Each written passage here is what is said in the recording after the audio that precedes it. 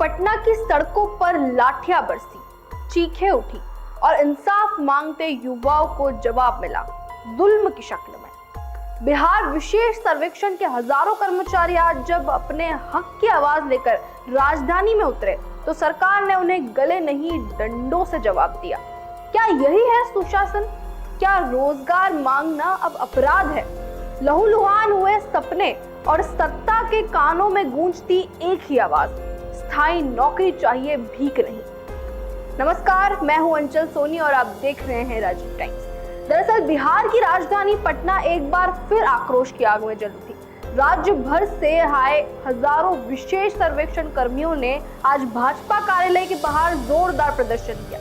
इन कर्मचारियों की मांग है स्थायी नौकरी, बकाया वेतन का भुगतान और भविष्य की सुरक्षा। लेकिन जब ये आवाजें सरकार तक पहुंचाने की कोशिश की गई तो जवाब मिला लाठीचार्ज। प्रदर्शनकारी कर्मचारियों का आरोप है कि वे पिछले कई महीनों से बिना वेतन के काम कर रहे हैं। उन्हें संविदा पर रखा गया बिना किसी सुरक्षा के।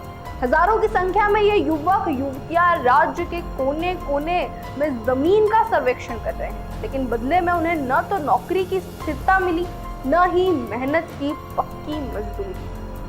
प्रदर्शन में शामिल एक महिला कर्मचारी ने आंखों में आंसू लिए कहा, हम भी इंसान हैं। सरकार ने वादा किया था कि काम के आधार पर नौकरी पक्की होगी, लेकिन अब हमसे न तो वेतन दिया जा रहा है, न भविष्य की कोई गारंटी।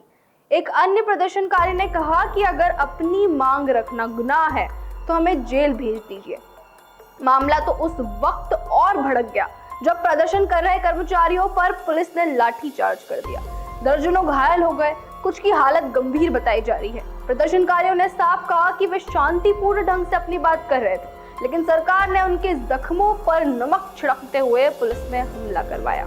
प्रदर्शनकारियों ने मुख्यमंत्री नीतीश कुमार और केंद्र की मोदी सरकार पर सीधा निशाना साधा। उन्होंने कहा कि दोनों ही सरकारें युवाओं को सिर्फ चुनावी मुद्दा बनाकर छोड़ देती हैं। जब हम वोट देने जाते हैं तो हम भविष्य होते हैं, लेकिन जब हम अपने हक की लड़ाई लड़ने जाते हैं तो हम भीड़ बना दिए जाते हैं। प्रदर्शनकारी कर्मियों में ऐलान किया है कि ये आंदोलन अब पीछे तो नहीं हटेगा जब तक सरकार संविदा को स्थायी नौकरी में नहीं बदलती, बकाया वेतन का भुगतान नहीं करती और पुलिस कार्रवाई के दोषियों पर कार्रवाई नहीं उठाती, तब तक प्रदर्शन जारी रहेगा।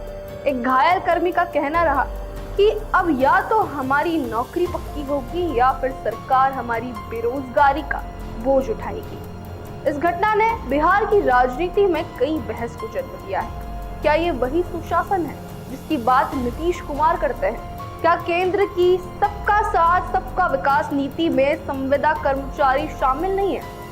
और सबसे बड़ा सवाल तो ये है कि क्या लोकतंत्र में हक मांगना अब अपराध बन चुका है? ये सिर्फ एक आंदोलन नहीं है, ये उस तबके की पुकार है जो सरकारों की नीतियों में सिर्फ एक नंबर पर बनकर रह गई है। लेकिन अब ये नंबर अपनी पहचान चाहता है, वो भी इज्जत के साथ।